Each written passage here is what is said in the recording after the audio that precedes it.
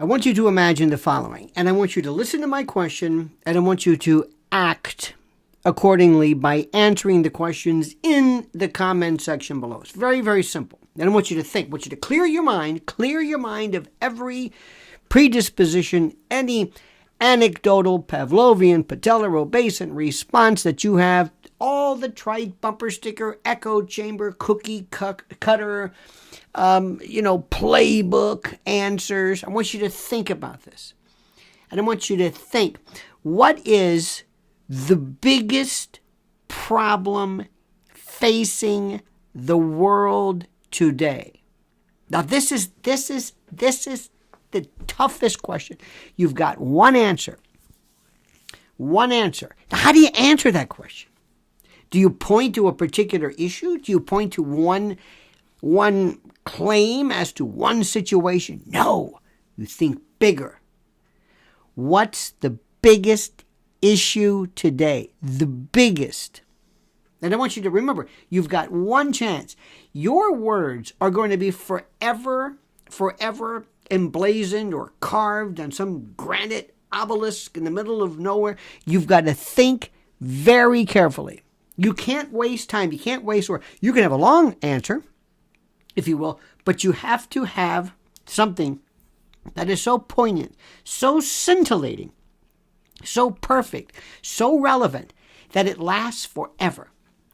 That people, generations from now, generations are going to say, that was the question. And that question answered the question. That makes any sense to you?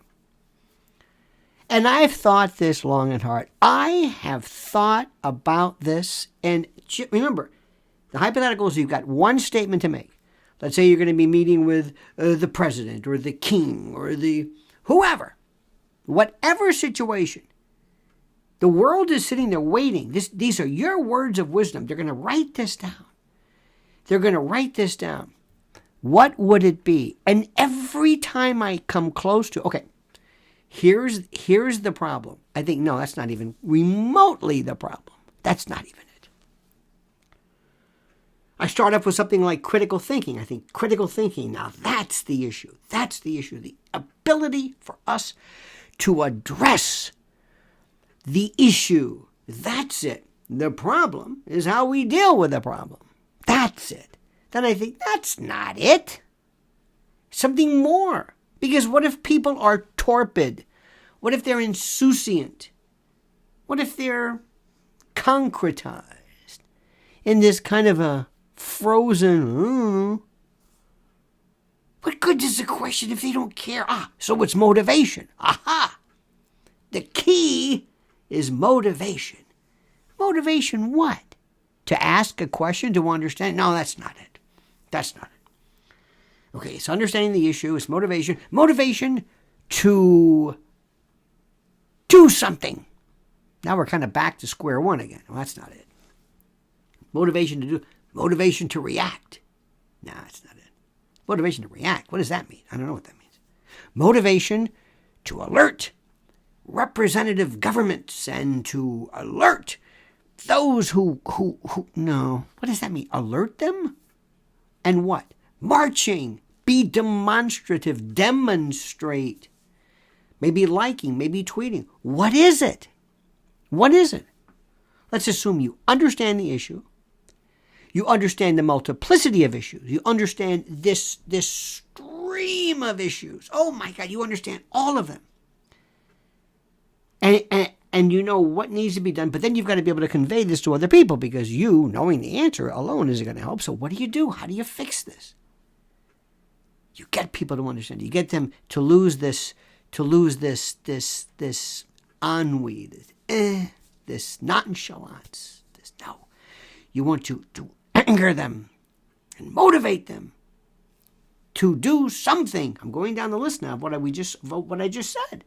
To do something, to enrage, to threaten through the vote, peacefully, of course, but to tell politicians there will be political repercussions if you don't act accordingly.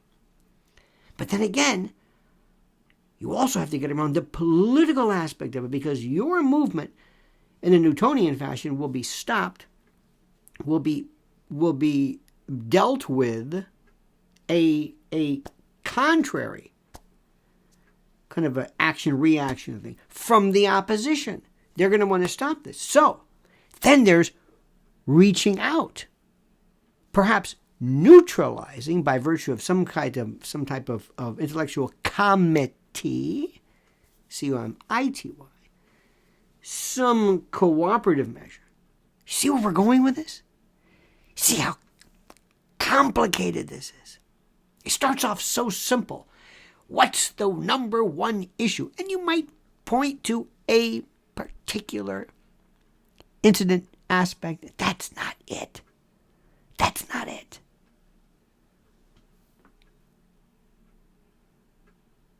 Every time I get involved with it, every time I try to get out of it, it's like that little finger trap, where you put in, this whatever, you pull it and you can't get out of it. It's like being in a quicksand. The more you think and the more you slash about, the more you get ground down into it. Maybe that's it. I don't know. But either way, either way, it's overwhelming. And this week, my wife and I went to D.C. for some lobbying efforts, meetings and the like, and you go there and you're overwhelmed. You're overwhelmed by all of the institutions, all of the agencies, all of the buildings, Treasury, the Library of Congress is enough to make you say, wow. And that's helpful. Nobody's against, nobody says, what's the Library of Congress doing anyway? The Smithsonian, by the way, Smithsonian Institution, like the Geneva Conventions, not convention. Anyway, one of those wonderful examples of identified names. In any event, and then you go there and you think, is anybody doing anything? Do you understand what's happening? And that's just here. Then you look at the globe. Oh my God. What's the number one issue on the globe? Where do we go? How do we do this? And when you find yourself completely overwhelmed by the complexity and by the enormity of the issues, you realize, I'm back to square one. I don't know how to explain this. I know it clearly. I know there are issues, but it's a bigger thing. It's how do we handle the issues? How do we handle problems? How do we analyze issues? How do we critically think? How do we mobilize ideas? How do we take what we think? It's great that we think these things. It's great that we know them. Oh, I can give you expert advice on and positions on so many things, from science to politics to medicine to international, to name it. Crime, social, just go down the list. That's just one little cellular piece, one little tile of the mosaic. One part of the pastiche, the myriad, the mosaic, this huge tapestry, this double helix of problems. My God. So we start off again. What is the main thing wrong? What do we need to fix first? Now, I would be honored beyond belief, for you to share your genius below, to answer accordingly, to write down specifically what it is that you would do, the problems that you think are necessarily a part of this calculus of chaos that we're in. And of course, it goes without saying, I would most appreciate for you to like and subscribe. Subscribe, oh yes. And hit that little bell, that notification that says you will be notified forthwith, instanter, whenever anything that I say drops from the heavens. Think about this, my friends. Think for the sake of thinking. It's fun, but it's painful.